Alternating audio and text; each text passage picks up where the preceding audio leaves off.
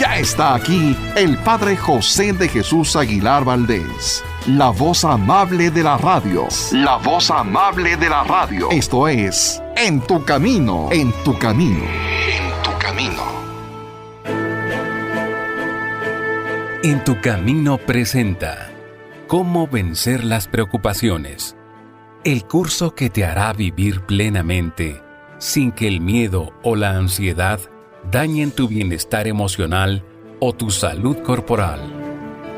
Quédate y juntos con el Padre José aprendamos cómo vencer las preocupaciones.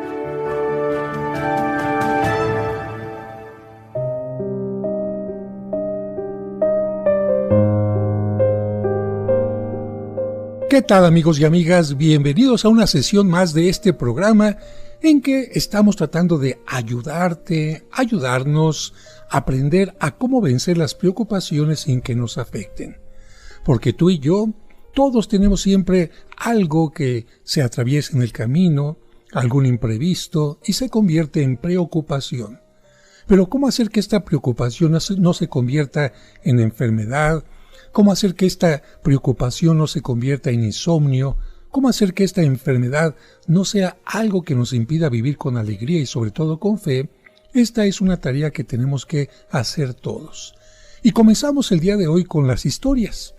El gran educador San Juan Bosco recomendaba que quien desea progresar debe tener un cuaderno de apuntes donde anote lo que sí le ha producido buenos resultados, pero también lo que le ha resultado mal y le ha traído fracasos.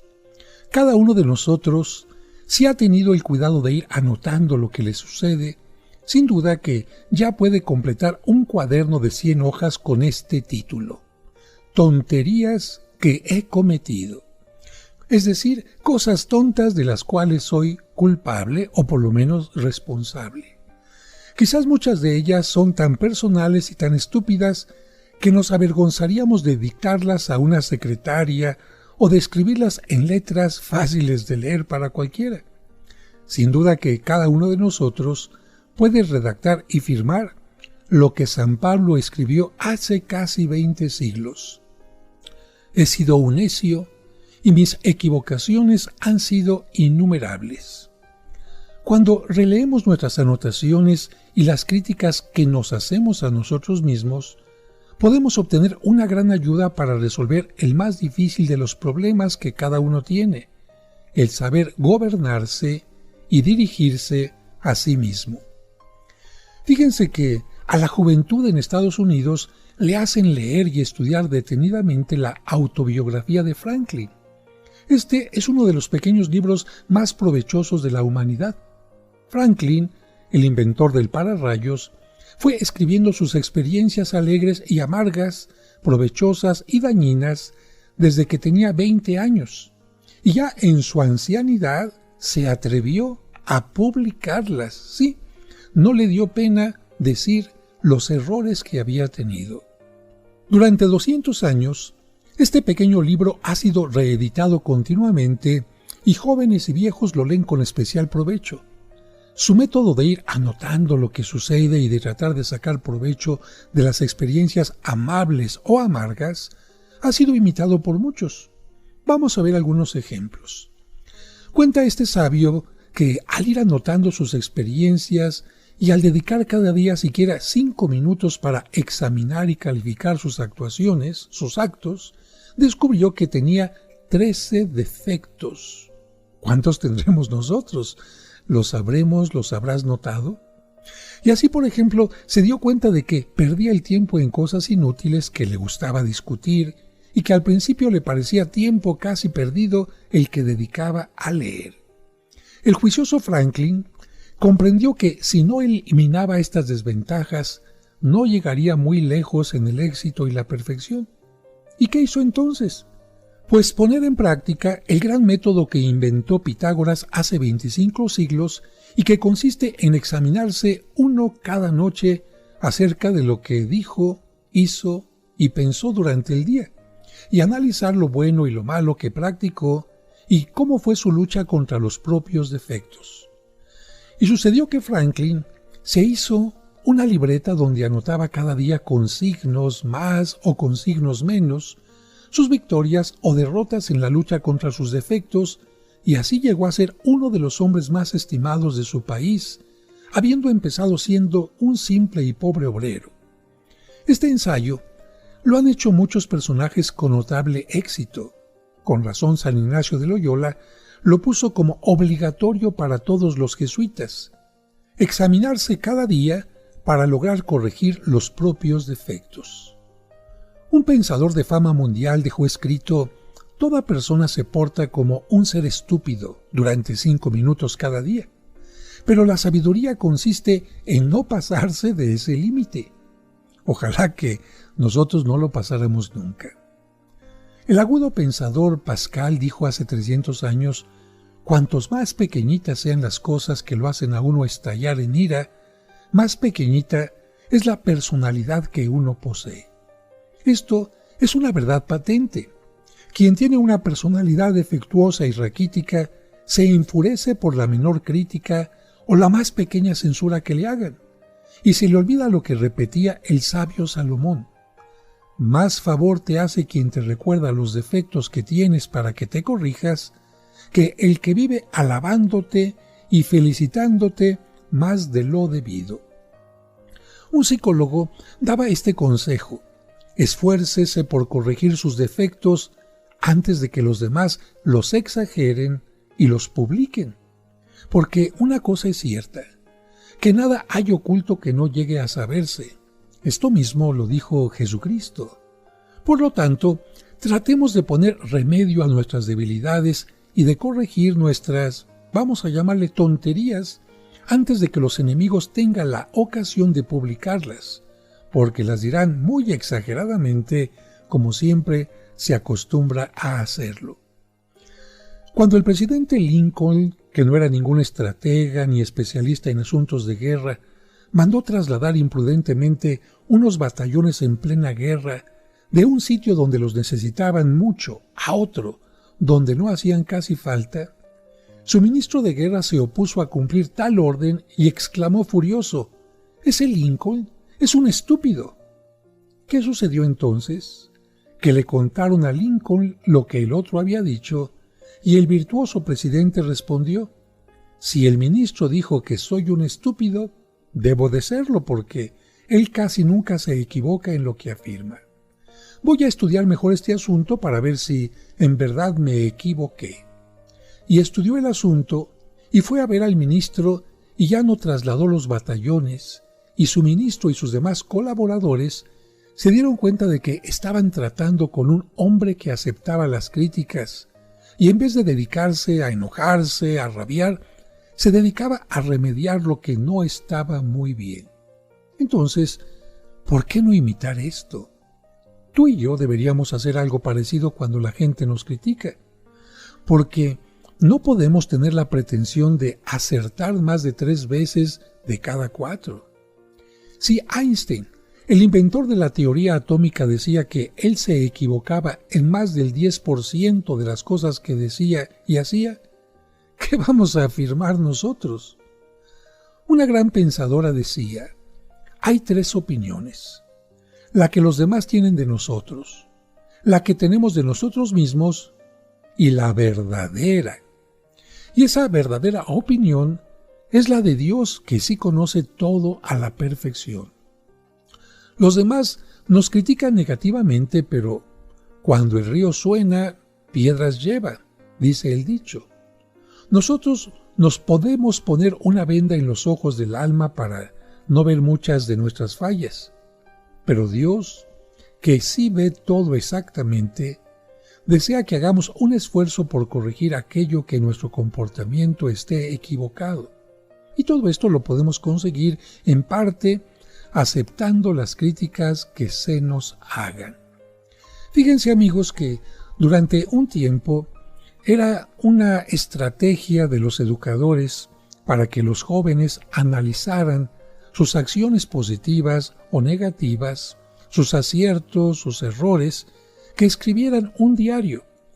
Y así cada joven, al escribir lo que hacía cada día, se podía enorgullecer de sus avances, pero también El maestro le decía, hay que escribir las cosas negativas porque si no se reconocen con humildad, se seguirán repitiendo.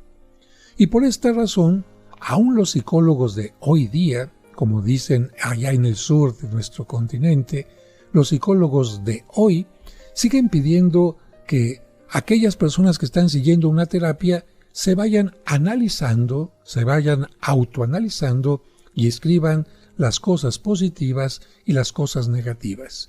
Si tú lo haces, te felicito, y si no, será bueno comenzar a hacerlo. Pero por lo pronto vamos a un corte y regresamos enseguida.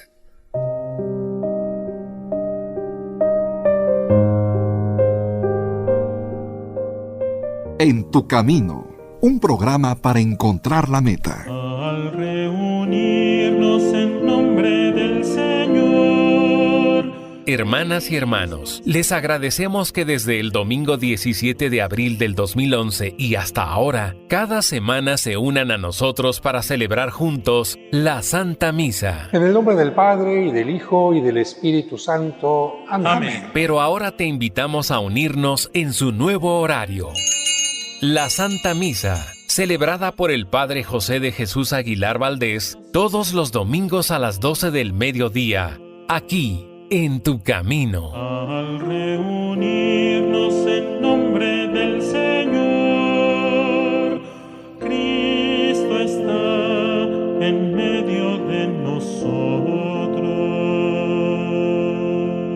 En tu camino, un programa para encontrar la meta.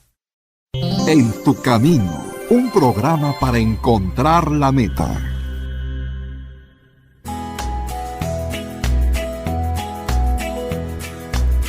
¿Te perdiste alguno de nuestros programas? ¿O quieres volver a escuchar ese que tanto te gustó?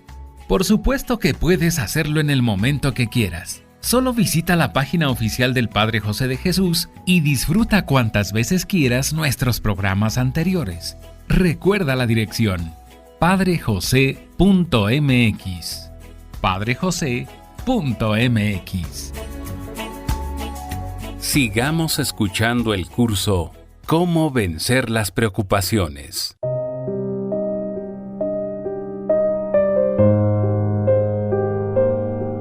Muchas gracias por continuar con nosotros. Les comentaba que muchos maestros, educadores o incluso psicólogos les recomiendan a aquellas personas a quienes están dirigiendo que escriban un diario. Y por supuesto que el diario les sirve en esa corta distancia de 1 semana, 2 semanas, 3 semanas, para ir analizando cómo van avanzando. Pero estos diarios la gente también los puede conservar durante varios años. Y si tú tuvieras un diario de este tipo, ¿qué pensarías dentro de 25 años? Cuando hayan pasado 5 quinquenios y analices el modo en que has actuado, te vas a reír mucho de las tonterías que hiciste. Porque no somos seres de lógica, sino más bien seres de emociones. No obramos porque las cosas deban de ser así, sino porque nos gustan o nos desagradan. Somos como una débil barca que viaja por entre un tempestuoso mar lleno de olas de emociones. Que nos alaban, qué alegría. Que nos critican, qué rabia y desilusión, pero pensamos en realidad ¿cuál es la calificación exacta que merece nuestra conducta de cada día? ¿Nuestra conducta actual? Un viejo profesor se propuso ponerle calificaciones a su juventud y escribió: el joven que yo fui hace 40 años era un creído, altanero, demasiado satisfecho de sí mismo, ávido de felicitaciones y de aparecer bien. Bueno, qué bueno es aprender del pasado, y si este hombre siguiera siendo igual, significaría que entonces no ha avanzado nada. ¿Qué calificaciones podremos poner nosotros dentro de 25 años a nuestra conducta actual? ¿Y para qué esperar tanto tiempo en calificarnos en todo caso? ¿Por qué no dedicarnos más bien con un poco más de seriedad a corregir esos defectos que los demás tanto nos critican? Y aquí, permíteme una nueva recomendación. Cuando tú sientas que te enfurezcas porque crees que te están condenando injustamente, ¿por qué no haces una pausa y te dices, a ver, un momento, estoy muy lejos de ser una persona perfecta? Si grandes sabios reconocieron que se equivocaron en el 10% de lo que hacían y decían, tal vez yo me esté equivocando no un 10, sino en un 20% de lo que digo y de lo que estoy haciendo. Tal vez sí merezco las críticas que me están haciendo. Y si es así, pues tengo que agradecerlas y sacar de ellas algún provecho. El gerente mundial de la compañía Pepsodent recomienda a sus colaboradores que guarden cuidadosamente las cartas que les llegan con críticas para su compañía, para sacar de ellas el mayor provecho posible y enmendar, corregir lo que no le gusta a la gente. Y la compañía Ford envió no hace mucho una circular a sus empleados pidiéndoles que, sin temor, enviaran a la dirección sus críticas sobre todo aquello que, según ellos, no estaba funcionando bien en su empresa. Otro tanto hacen las compañías Toyota, Carvajal, Sony, etc. Parece como que estos ejecutivos están recordando lo que repite 7 veces el bellísimo libro de los Proverbios. Triunfa quien acepta ser corregido e instruido.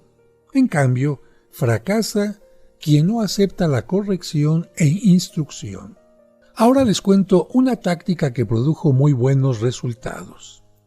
Era un vendedor de productos Colgate-Palmolive. Le iba muy mal en sus ventas y corría peligro de que lo echaran del puesto por los pocos pedidos que estaba consiguiendo. Entonces se puso a pensar en qué podía estar la falla. Quizás no estaba en los productos que vendía porque tenían ya fama internacional.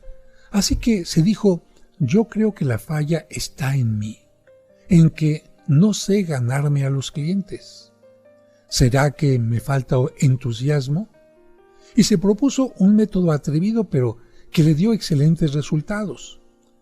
Cuando fracasaba en una venta, volvía otra vez a donde el cliente y le decía, mire, no vengo a pedirle que me compre, solo le pido que me conceda 3 minutos de su valioso tiempo y me diga, usted, que sabe de muchas ventas más que yo y que ha prosperado muy bien, que usted me diga con toda franqueza qué notó de defectuoso en mi oferta de venta. Y por favor, sea franco, no disimule sus críticas. Deme con toda valentía, con toda verdad, con toda honradez, su consejo y recomendación. Este método le consiguió muchos amigos y muy valiosos consejos. ¿Y saben en qué terminó este tal señor Little?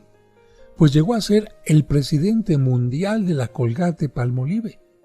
Como ven, como que sí le sirvió el aceptar ser criticado y corregido, ¿verdad? Tomando en cuenta esto, ¿por qué tú y yo no hacemos una provechosa experiencia? ¿De qué se trata? Detenernos un poquito y compararnos con estos tipos que han aprovechado todo lo que acabamos de descubrir, como el de Pepsodent o el de la Ford o el de Colgate, o con el viejo profesor que calificaba su vida antigua, o bien con otros casos que nosotros conocemos y preguntémonos si en verdad pertenecemos al grupo de personas que aceptan la crítica para crecer y progresar. Conclusión de esta primera parte del programa. Para que las críticas no me preocupen, me criticaré a mí mismo antes que los demás tengan que dedicarse a publicar sus críticas contra mí. Llevaré una lista de tonterías que he hecho para tratar de no repetirlas. No pretenderé que soy alguien que nunca se equivoca. Quizás hasta en un 20% estoy cometiendo errores. Pediré a otros sus críticas imparciales y constructivas, claro, si es que mi orgullo es capaz de soportarlas, y de esta manera iré creciendo cada día y venciendo mis preocupaciones. Y yo creo que a esto le podríamos añadir lo que decía Salomón. Triunfa quien acepta ser corregido, fracasa el que no acepta la corrección. Y hasta ahora hemos avanzado mucho en esto de las críticas y por lo tanto voy a hacer un pequeño resumen de cómo evitar que las críticas nos preocupen. Regla número 1. La crítica es una alabanza disfrazada. Significa que merecemos que hablen de nosotros porque nadie tira piedras a un perro muerto. Regla número 2. Ya que no podemos hacer que no llueva, entonces abramos el paraguas para que el agua no se nos meta por la nuca. Es decir, conseguir una santa indiferencia. Hagamos el bien lo mejor que podamos y dejemos que hable la gente. Nadie es más porque le alaban, ni tampoco menos porque le critiquen. Regla número 3. Hagamos una lista de las tonterías que hemos cometido y critiquémonos nosotros mismos antes de que los demás tengan que publicar sus críticas contra nosotros. Aceptar que cada uno se equivoca, quizás un 20% de lo que hace y dice. Pedir a otros crítica imparcial y constructiva y pedir a Dios la fortaleza y la suficiente humildad para ser capaces de aceptarla. Como dice la Sagrada Escritura, quien acepta ser corregido e instruido podrá llegar a la sabiduría y al éxito. Como ven, amigas, amigos, poco a poco vamos avanzando en nuestras reflexiones que nos ayuden a enfrentar las preocupaciones. Y en el siguiente bloque voy a empezar a tratar el tema de la fatiga, porque la fatiga también impide que demos lo mejor de nosotros mismos. Y a propósito de esto les cuento este chiste, y tiene que ver con lo que tú y yo hacemos cada día. Si le estamos dedicando tiempo al descanso, si estamos gozando de nuestro trabajo, o simplemente vivimos como máquinas. Una persona le pidió al gerente de una fábrica que le diera 3 sueldos al mismo tiempo, por lo que el gerente le puso un trabajo en el que tenía que mover una palanca con una mano, otra palanca con la otra mano, una palanca con los pies y otra con la cabeza. Después de cierto tiempo, el gerente se acercó a aquel hombre seguro de que le iba a decir: por favor, quíteme ya un trabajo, no me importa tanto el salario, pero quíteme alguno de estos trabajos. Y el gerente le dijo con cierta sonrisa: disculpe, ¿le falta algo? Y aquel obrero le respondió: sí, me falta algo, que me amarren una escoba a la espalda para ir barriendo de una vez la habitación y así ganar otro sueldo. Aunque esto parece un chiste, lamentablemente hay muchas personas que piensan únicamente en trabajar, en ganar un sueldo y no piensan en gozar la vida. No piensan en su familia, no piensan en su salud. Y claro, tanta fatiga traerá como resultado, tarde o temprano, enojos, traerá rompimientos con la pareja, traerá falta de diálogo con la familia e incluso, por qué no decirlo, la muerte. Creo que a partir del siguiente bloque estaremos hablando precisamente de cómo añadir 1 hora diaria a nuestra vida activa, pero sin fatigarnos y sin hacer más de la cuenta. Regresamos enseguida.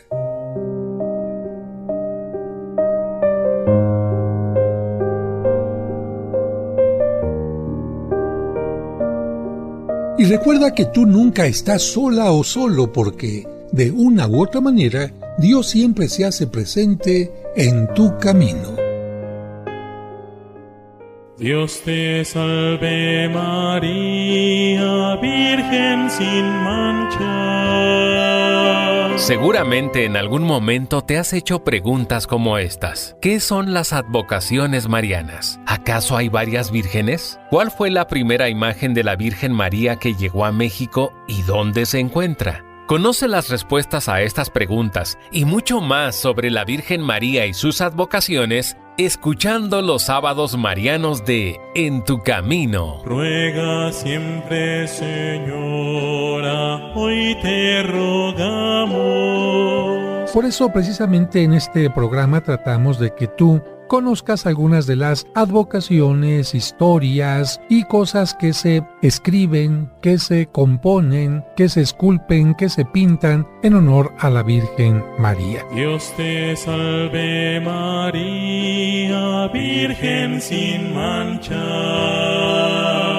Te esperamos el próximo sábado en su nuevo horario, a las 12 del mediodía. Todas las imágenes recuerdan a una sola mujer, a una sola Virgen María, pero tiene muchos distintos rostros a través de lo que han hecho los pintores, los artistas. Recuerda, los sábados marianos de En tu Camino a las 12 del mediodía. Y bendito tu vientre, Madre de Dios. En tu Camino, un programa para encontrar la meta. En tu Camino, un programa para encontrar la meta.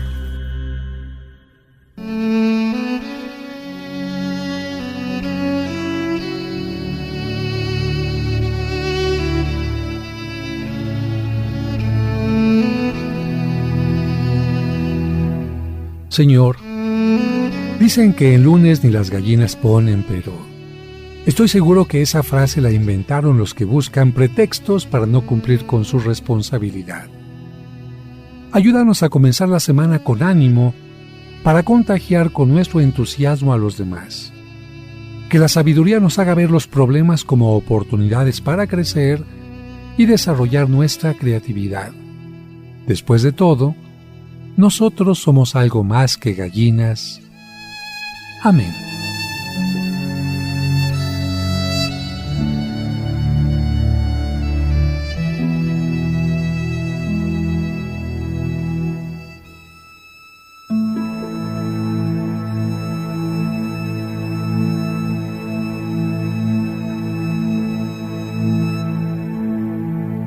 Sigamos escuchando el curso ¿Cómo vencer las preocupaciones?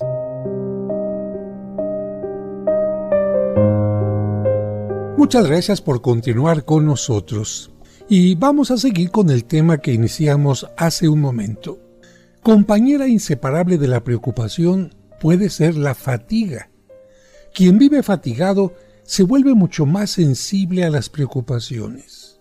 La fatiga, llamada también cansancio, disminuye la resistencia física y, por lo tanto, las preocupaciones encuentran el organismo más débil para poder defenderse del ataque de ellas. Así que, quien impide la fatiga logra disminuir el efecto de sus preocupaciones. Quien evita el cansancio logra disminuir el efecto de sus preocupaciones. Sabios de fama internacional han demostrado que cualquier estado nervioso o emocional se calma notoriamente en presencia de un buen descanso. O dicho en otra manera, que a la gente que logra descansar debidamente le disminuyen mucho sus preocupaciones. Así que para impedir la fatiga y disminuir las preocupaciones, la primera regla es descansar frecuentemente. Descansar antes de estar demasiado cansado. Así como dicen que hay que tomar agua antes de tener sed, porque esto significa que ya estás deshidratado, también hay que descansar antes de estar demasiado cansado o cansada. Los estrategas que dirigen los ejércitos emplean la técnica de que sus soldados descansen 10 minutos cada hora y saben que con este descanso logran un mayor rendimiento en los militares. Algo parecido hacen en el fútbol con un descanso después de 45 minutos de juego, y en básquet y en el boxeo, en el cual después de cada round descansan un poco. ¿Esto sirve para qué? Para renovar fuerzas, para responder a lo que las circunstancias nos están pidiendo en cada momento.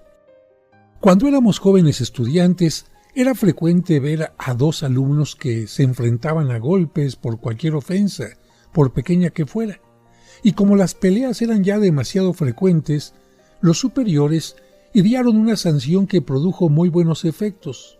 Consistía en esto: cuando dos jóvenes comenzaban a lanzarse puñetazos, los demás llamaban a un superior que traía unos guantes de boxeo, se los ponían y empezaban a lanzarse golpes, pero sin tiempo de descanso. Sí, sin tiempo de descanso. ¿Cuál es el resultado? ¿Qué pasaba? Que a los 20 minutos y a veces antes, los dos peleadores estaban totalmente fatigados, pero con el agravante de que el que dejara de lanzar guantazos era golpeado por el adversario y tenían que pedir que cesara la pelea. Entonces el profesor le quitaba el guante derecho a uno de ellos y éste le quitaba los guantes al otro, el cual le zafaba a él el guante izquierdo y se daban la mano en señal de paz. Curiosamente, a los 8 días de haber entronizado esta costumbre, desaparecieron las peleas a puños porque nadie deseaba tener que golpearse, que batirse a guantazos contra otro durante 20 minutos o más sin un solo minuto de intermedio para descansar. Y es que luchar sin descansar ocasiona un desgaste terrible. Cuando alguien tiene mucho cansancio, le colocan en el cuello un aparato especial y las vibraciones de sus nervios producen un estridente sonido de sirena, pero cuando ya ha descansado suficientemente, le vuelven a colocar dicho aparato y ya el sonido no se produce. ¿Por qué? Porque las vibraciones de sus nervios se han calmado. Y este experimento lleva a pensar que si la gente descansara más, su nerviosismo sería muchísimo menor y por tanto sus preocupaciones disminuirían. Y ahora vamos a contar algunas historias a propósito de esto. Winston Churchill, cerebro de la Segunda Guerra Mundial que dirigió a su país, Inglaterra, durante estos terribles 5 años, trabajaba 16 horas diarias y no demostraba cansancio ni decaimiento. ¿Por qué? Es que sabía descansar a tiempo. Después del almuerzo dormía 1 hora y varias veces durante el día se recostaba en un sillón por unos minutos. Así, podía trabajar día tras día muy fresco y en buenas condiciones durante muchas horas. El Papa Juan XXIII, el llamado Papa Bueno, era admirable por su perpetua alegría y su buen humor. Alguien le preguntó cómo podía vivir tan tranquilo con una carga tan difícil como la que él tenía que ejercer, y respondió: «Miren, yo cada día después del almuerzo me recuesto en un cómodo sofá y duermo un rato. Este descanso me sirve para mantenerme alegre y descansado toda la tarde». Cuando la novia del famoso hombre de negocios Rockefeller Jr. le comunicó a su madre que pensaba casarse con John, la futura suegra le dijo: no te cases con ese perezoso porque me han dicho que durante varias veces al día se echa en un sillón a perder el tiempo. Sin embargo, la muchacha se casó. Y después supo cuál era el secreto de Rockefeller. Durante varias veces durante el día descansaba solamente unos minutos tranquilamente en un sillón antes de estar demasiado cansado, y así lograba mantener sus fuerzas, energías y buen humor para seguir trabajando con eficiencia. Muchas veces lograremos con solo 5 minutos de descanso trabajar varias horas fuertemente. Algunos famosos jugadores han declarado que si no se dedican unos minutos a descansar entre juego y juego, se sienten luego completamente fatigados y ya no rinden lo suficiente. La esposa de un presidente de la nación les explicaba así a sus amigas cómo lograba estar de buen humor, de buen genio en sus numerosas reuniones. Así se los decía: me acomodo en un sofá, cierro los ojos y descanso durante 15 minutos.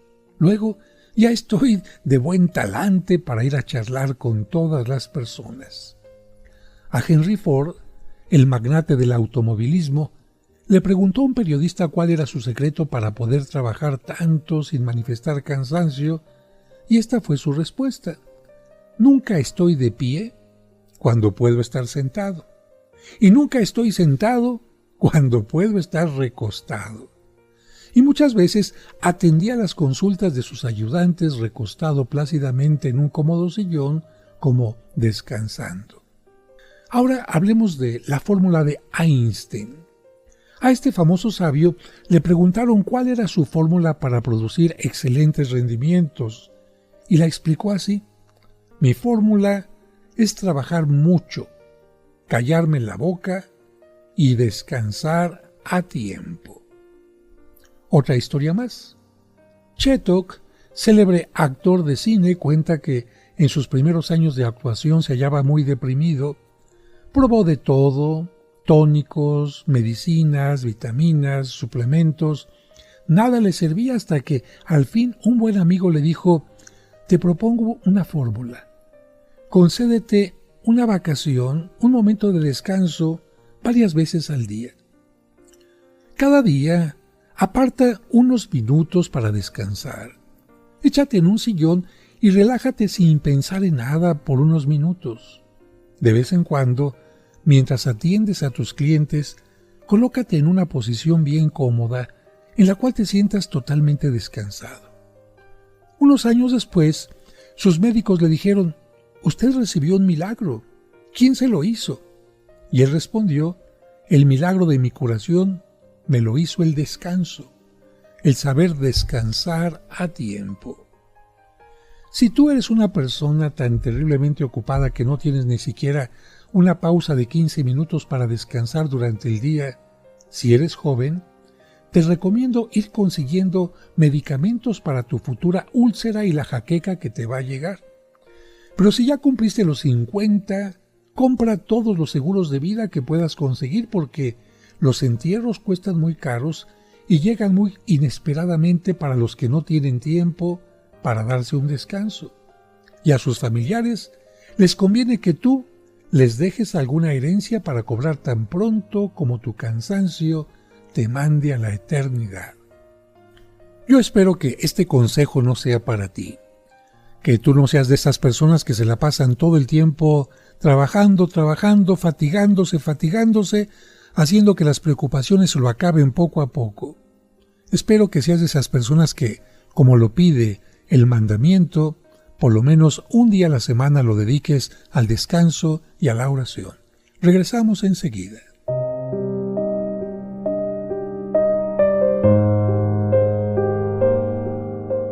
Hacemos una pausa y enseguida regresamos con el curso Cómo vencer las preocupaciones. Aquí en tu camino.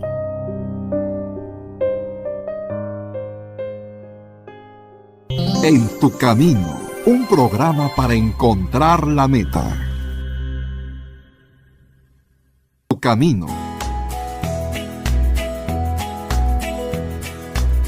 ¿Te perdiste alguno de nuestros programas? ¿O quieres volver a escuchar ese que tanto te gustó? Por supuesto que puedes hacerlo en el momento que quieras. Solo visita la página oficial del Padre José de Jesús y disfruta cuantas veces quieras nuestros programas anteriores.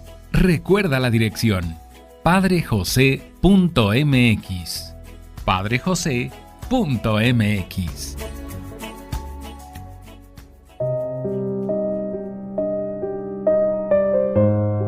Muchas gracias por continuar con nosotros.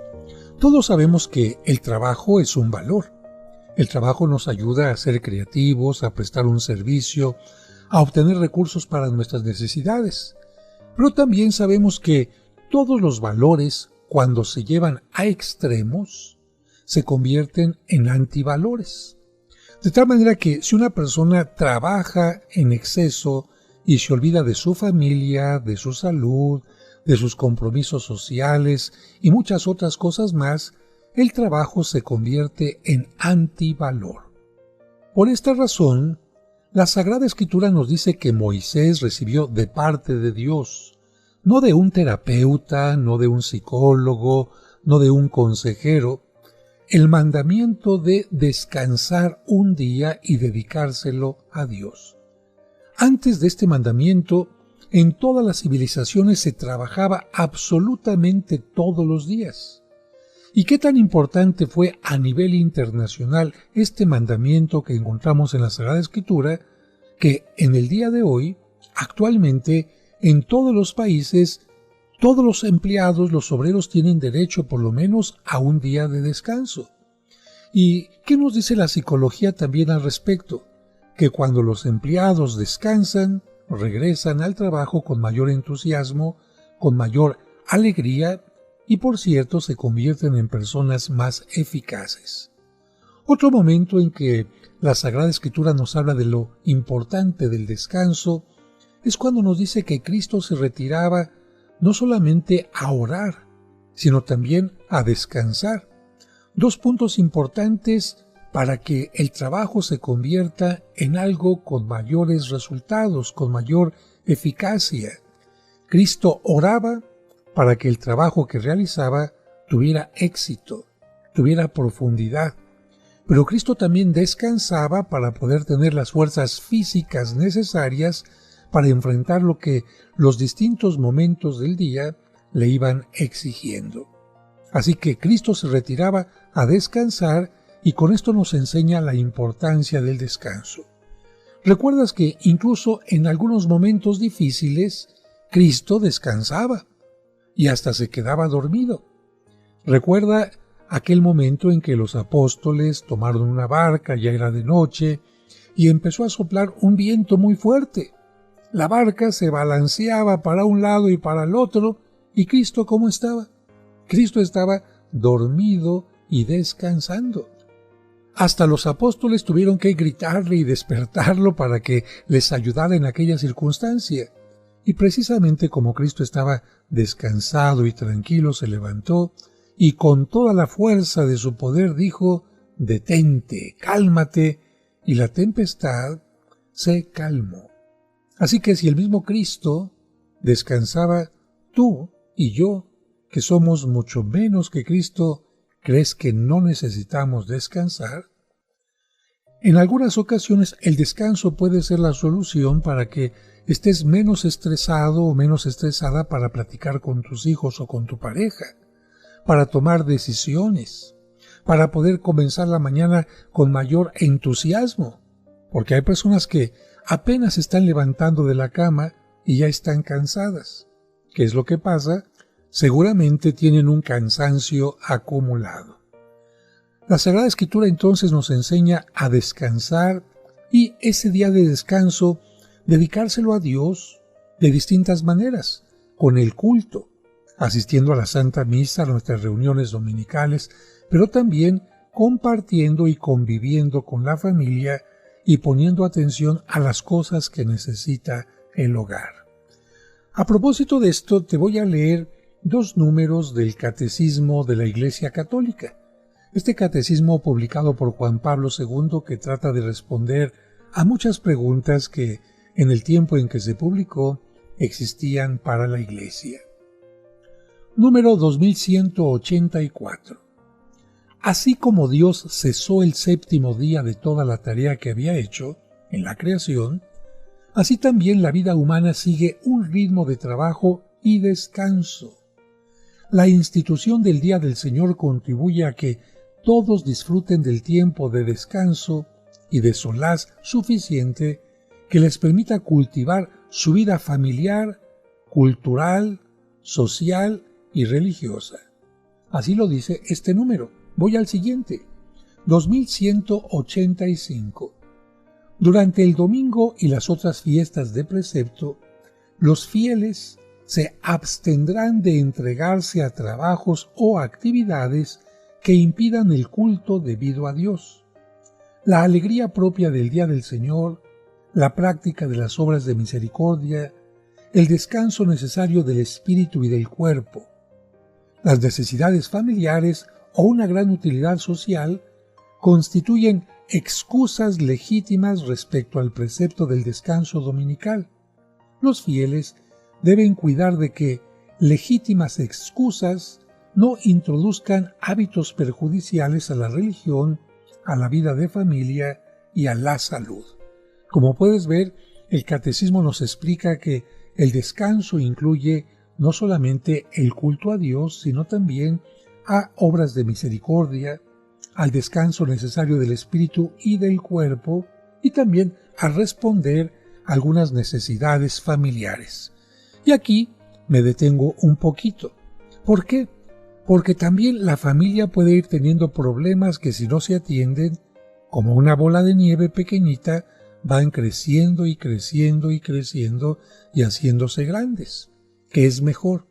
Que ese día de descanso tú atiendas a tu hijo que empieza con un problema, escuches a tu esposa que empieza con un problema, escuches a tus padres que empiezan con un problema, dialoguen, platiquen, convivan, o esperar a que el problema se haya hecho ya tan grande que no necesites un día, sino a lo mejor muchos días o muchas semanas, porque el problema se hizo gravísimo y tú lo podías haber detenido a tiempo.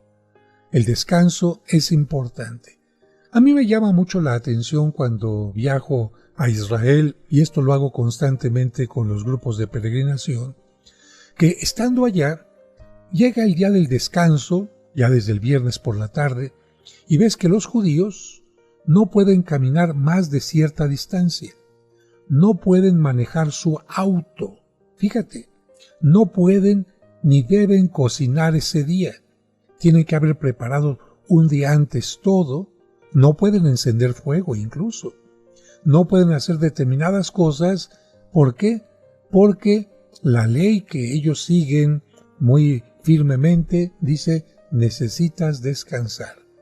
Pero no solamente eso me llama la atención, sino que tú ves a las familias que van caminando a la sinagoga, o en el caso de Jerusalén, al gran muro de las lamentaciones, tomados de la mano, platicando, sin correr, caminando a gusto, abrazándose.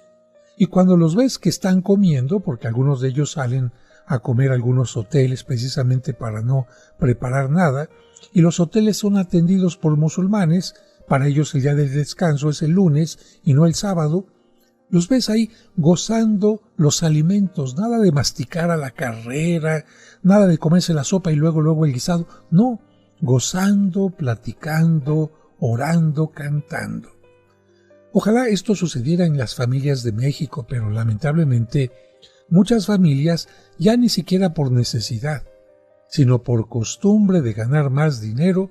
El domingo el papá y la mamá salen a trabajar, los hijos se quedan ahí medio descuidados, y si esto hacen el domingo, los demás días de la semana, ¿en qué momento se encuentran para platicar, para resolver sus diferencias o problemas? No hay oportunidad. Y si además de el día del Señor, el domingo, nosotros descansamos, y como lo dicen nuestras historias que hemos escuchado hoy, cada día durante la mañana, quizás trabajas pero te dan un tiempo para comer. Cuando estás tomando este tiempo para comer, descansa tranquilo, tómatelo tranquilo. No estés llamando por teléfono en ese momento para resolver problemas, no, descansa.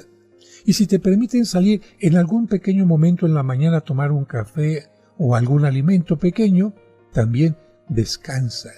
De tal manera que esto será como guardar energías para enfrentar todos los problemas que nos presenta el día y al mismo tiempo evitar preocupaciones. Y recuerda que tú nunca estás solo, porque de una o de otra manera Dios siempre está en nuestro camino. Que Dios les bendiga y hasta el próximo programa. Mañana continuaremos con el curso Cómo vencer las preocupaciones. No lo olvides, te esperamos.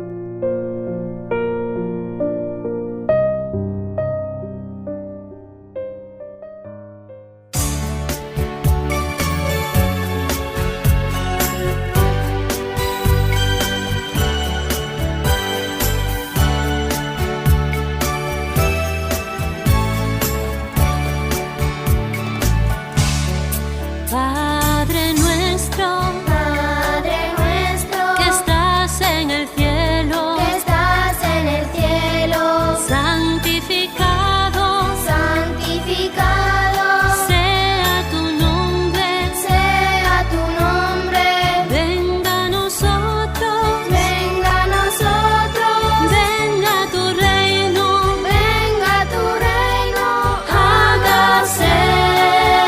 tu voz.